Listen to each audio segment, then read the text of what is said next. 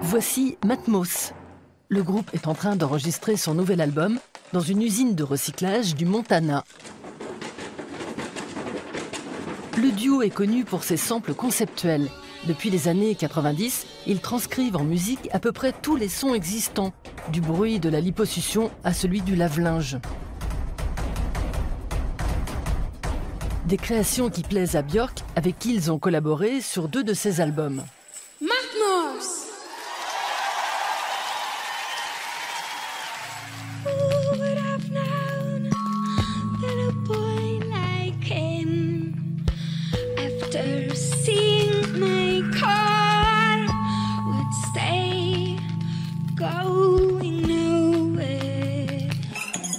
Avec leur nouvel album, intitulé Plastic Anniversary, les 2 musiciens s'attaquent à 2 thèmes majeurs, les déchets plastiques et la durée de leur couple. 26 ans. Pour mieux comprendre en quoi consistent ces noces de plastique un peu particulières, nous sommes allés leur rendre une petite visite chez eux, à Baltimore.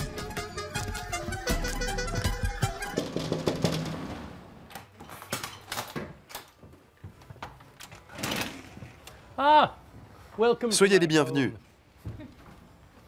Entrez. On a quitté la Californie pour s'installer ici. Sur la côte Est, toutes les maisons ont un sous-sol. Ça nous fait un studio gratuit sur place.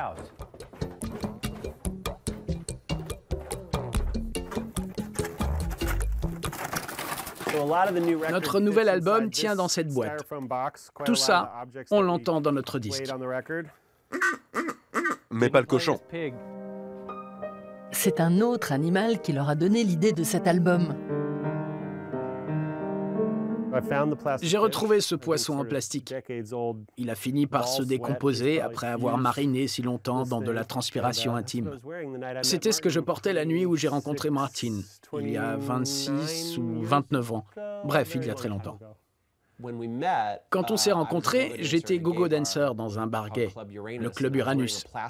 Je portais ce poisson qui me permettait de dissimuler mes parties génitales. Il tenait avec des élastiques. J'ai repensé à cet objet et je me suis dit que ce serait intéressant d'en tirer des sons. Alors je me suis mis à sa recherche et je me suis rendu compte qu'il était en train de se désintégrer. J'ai trouvé ça marrant parce qu'on nous rabâche que le plastique est une matière à usage unique, qu'on va traîner pendant des siècles, alors qu'en fait, il se désagrège un peu bizarrement. Et c'est complètement débile. On nous raconte que le plastique dure des milliers d'années. Alors on se dit, mince, autant en faire des objets utiles et durables. Et en réalité, il finit par devenir inutilisable. Donc, le plastique est doublement nul. Il n'est pas durable et en même temps il est éternel.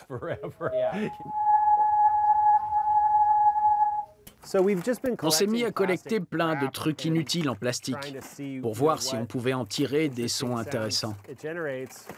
Il y a un peu de tout.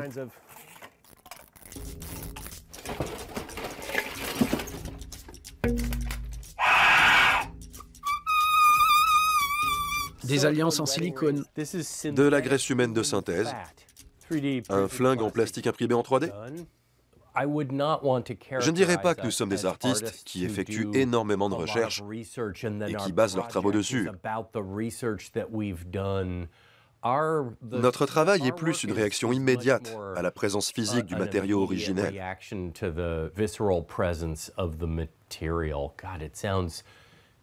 Ce que je viens de dire sonne hyper sophistiqué. Et pourtant, c'est tout sauf ça. Voici un bouclier de la police d'Albuquerque. Je l'ai acheté sur eBay. Comme vous pouvez l'entendre, ça fait des percussions très intéressantes. Si vous frottez vos doigts dessus, l'objet avec lequel on a eu le plus de mal à travailler, c'est le bouclier anti-émeute. C'était un vrai défi parce qu'on n'arrivait pas à faire un morceau suffisamment énervé pour évoquer les meurtres policiers et la suprématie blanche qu'ils véhiculent. Que faut-il faire? Comment y répondre? Le problème, c'est que cet objet produit un bruit similaire au kalimba ou au xylophone lorsqu'on le frappe. Donc les mélodies faisaient...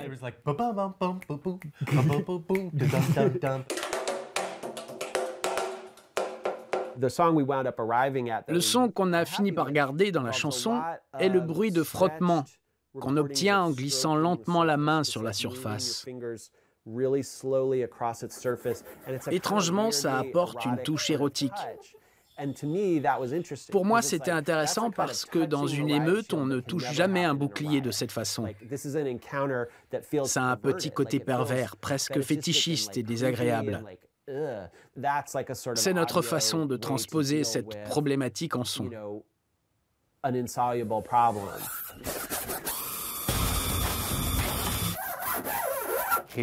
Voici un implant mammaire en silicone.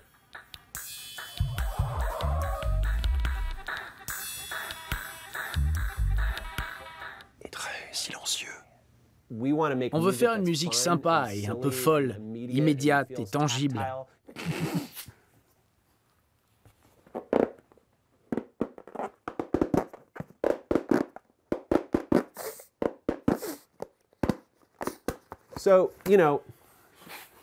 En fait, Matmos, c'est 50% de théorie et 50% de pratique.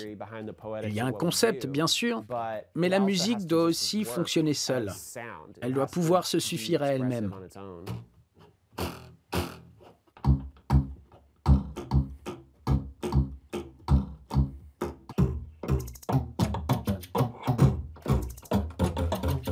N'importe quel gamin a déjà fait ça avec une règle. Mais nous, on en a fait une chanson.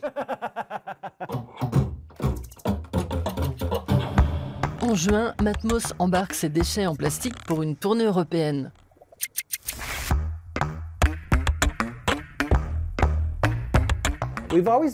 On a toujours été un couple et un groupe.